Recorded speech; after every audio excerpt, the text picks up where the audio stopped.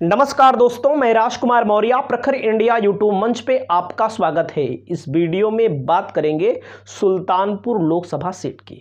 Sultanpur Lok Sabha seat चर्चा का विषय बनी हुई है। इसके पीछे कई कारण हैं और मैं आपको इस वीडियो में सुल्तानपुर का राजनीतिक समीकरण एकदम आंकड़ों के माध्यम से बताऊंगा, फैक्ट के माध्यम से बताऊंगा। आपकी जो भी राय हो आप ईमानदारी पूर्वक कमेंट जरूर करिए। चैनल को जरूर सब्सक्राइब कर लीजिए। यहाँ पर चर्चा का विषय इसलिए बना हुआ है, वरुण गांधी का टिकट पीलीभीत से काट दिया गया, भारतीय जनता पार्टी ने काट दिया। अब दे दिया है टिकट उनकी माताजी को, सुल्तानपुर से मेनका गांधी को। एकदम साफ साफ मैं बात कर रहा हूं।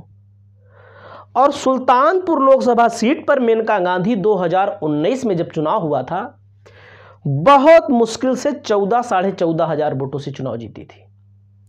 इसके पीछे कारण था। कारण क्या था? कारण भी मैं आपको बता दूं। केवल एक कारण मैं मानता हूं, वो कारण फैक्ट है।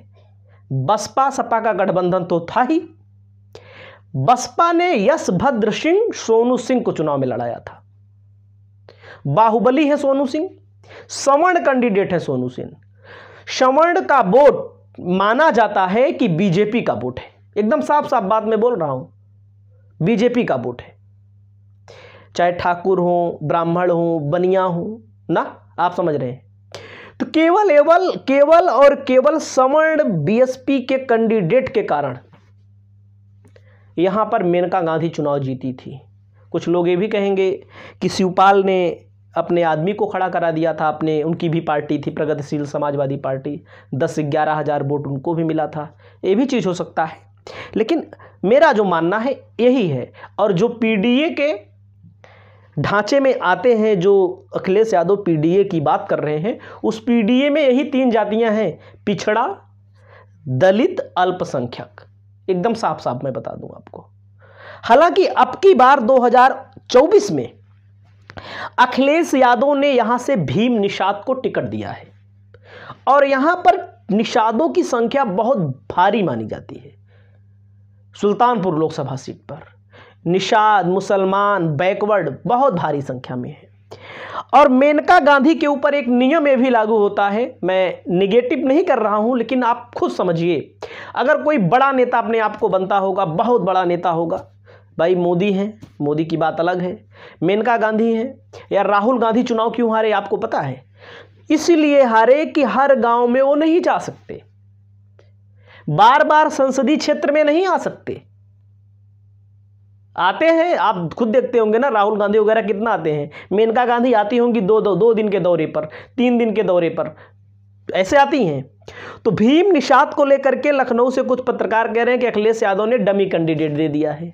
भीम निषाद हमारी जानकारी में 1 साल से ज्यादा हो गया प्रचार कर रहे हैं सुल्तानपुर में, गांव गांव गली गली जा करके। तो मैं आपको दिखाता हूं कि किस गणित के तहत यहां पर लड़ाई होने वाली है। जीतेगा भाई भीम निषाद भी जीत सकते हैं, मेनका गांधी भी जीत सकती हैं। इसके पक्ष में हम नहीं है कि कौन जीतेगा, लेकिन आपको मैं गणित बताता हूं। और जो गणित बता रहा हूं, जितना वोट बता रहा हूं, इतना या तो इधर या तो उधर, थोड़ा बहुत उतने वोट मिलेगा। और मेनका गांधी वीक पॉइंट पर है। मैं इसलिए कह रहा हूं, मैं अपने आप से नहीं कह रहा हूं, इसलिए कह रहा हूं क्योंकि ये एक मानव जो व्यक्ति होता है, जो छोटा वर्ग होता है, जैसे पिछड़ा वर्ग होता है, वो सोचता है हमारे बीच का आदमी, जो हमारे बीच में उठे बैठे, वो आदमी अगर सांसद बने तो हम उसको वोट देंगे। अगर आप उस कैटेगरी के होंगे तो आपको पता होगा, वो चाहे जिस पार्टी का हो, वो चाहे बीजेपी का ही क्यों ना हो।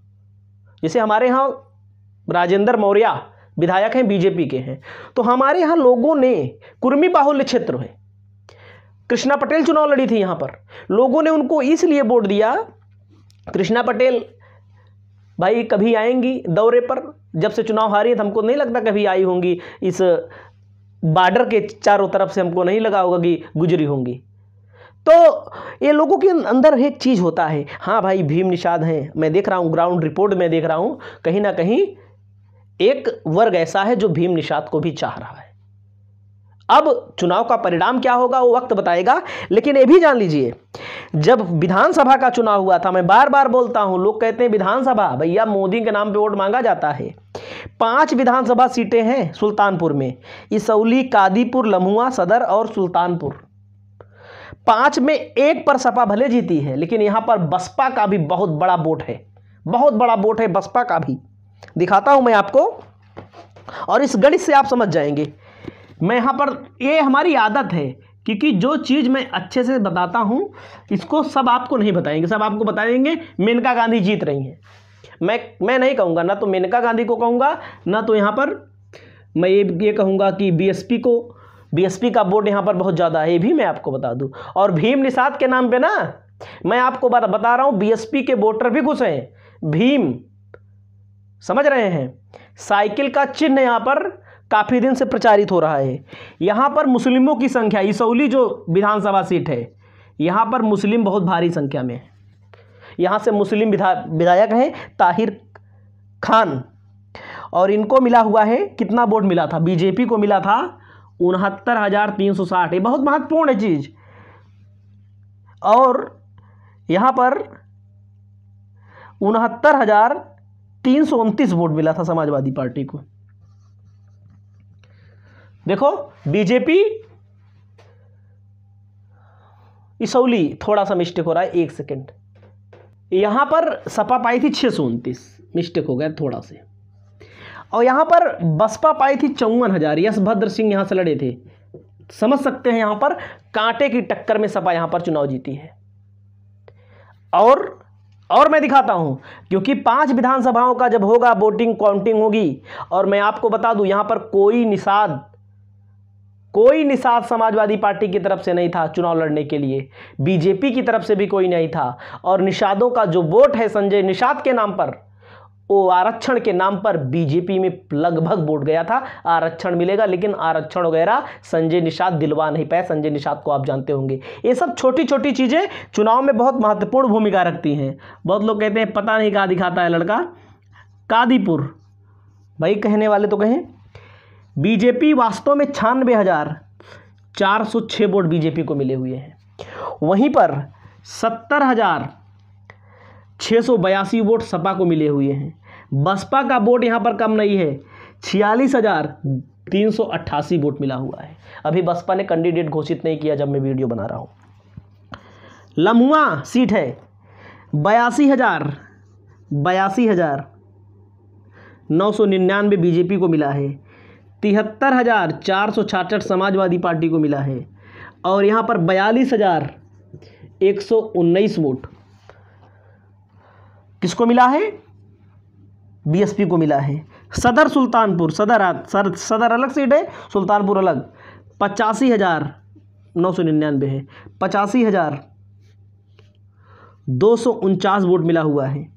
वहीं पर 69,495 मतलब 69,000 ज़्यादा वोट आपको बीजेपी का भले दिख रहा है, लेकिन यहाँ पर मैं आपको बता रहा हूँ, अगर भीम निषादों का वोट पाने में सक्षम हो जाते हैं तो यहाँ पर बीजेपी अटक सकती है, मेनका गांधी चुनाव हार सकती है। अगर नहीं पाएंगे तो कौन हार जाएगा, मैं ये बता दे रहा हूँ, भीम निषाद भी हार सकते हैं। 92,715 और यहाँ पर 91,706, 22,521। जब से मैं एक कैलकुलेशन करने लगा हूँ मुझे पता लग गया, देखो कितने कम वोटों से, एक सीट तो सपा मान लीजिए जीत गई, यहाँ पर भाजपा कितने कम वोटों से हार गई, जीत गई है। तो देखेंगे जब बीजेपी का वोट 4,26,000 बन रहा है, 4,26,700 मान लीजिए, और यहाँ पर 3,74,000 के करीब वोट बन रहा है, यहाँ पर 2 लाख के करीब वोट बन रहा है, तो आप समझ सकते हैं। लेकिन जो लोग ये बोलते हैं कि नहीं भाई ये अलग आंकड़ा है, आप 2014 के आंकड़े पे चले जाइए। 2019 में 4,59,000 वोट मिला था इनको, मेनका गांधी को, लगभग मान लीजिए, अब समझिए वोट इनका कम हो रहा है, इनका वोट कम हो रहा है कहीं ना कहीं। सपा बसपा को कितना मिला था, 4,44,000 वोट मिला था। तो कहीं ना कहीं यहां पर एक कांटे की टक्कर इस बार होने वाली है। ये जो अंतर है लगभग कितने वोटों का होगा, 50-52 वोटों का अंतर है लगभग। इस अंतर को, ये सब वोट जो सपा को मिले थे, मैं बता रहा हूं फिर एक बार, सपा को जो वोट मिले थे इसमें कमी नहीं होगी। 1,000-2,000 कम हो सकता है तो 2-4-10,000 बढ़ भी सकता है, 20,000। निषाद वोट इस समाजवादी पार्टी के पास नहीं थे। क्यों नहीं थे? उसका एक मेन कारण था, अति पिछड़ा तमाम मुद्दे। कहीं ना कहीं इस बार एक कांटे की टक्कर होने वाली है। चुनाव कौन जीतेगा कौन हारेगा वक्त बताएगा, लेकिन कहीं ना कहीं मेनका गांधी की सीट फंसी हुई है। और भीम निषाद को कुछ लोग डमी कैंडिडेट जो मान रहे हैं, डमी कैंडिडेट कोई नहीं होता। बड़े लोगों के खिलाफ चुनाव लड़ने में आसानी होती है। बड़े लोग जैसे मतलब मेनका गांधी वगैरह सोने के चम्मच में पैदा हुए लोग हैं। साफ साफ बात है, हर गांव में नहीं पहुंच पाएंगे। और पता लगा भीम निषाद पूरे गांव पहुंच जाएंगे। तो कहीं ना कहीं यहां पर एक कांटे की टक्कर होगी। चुनाव जीतेगा कौन हारेगा कौन ये वक्त बताएगा, लेकिन आपकी जो राय हो, ग्राउंड रिपोर्ट की जो राय हो, वो आप हमें कमेंट करके जरूर बताइए। नमस्कार।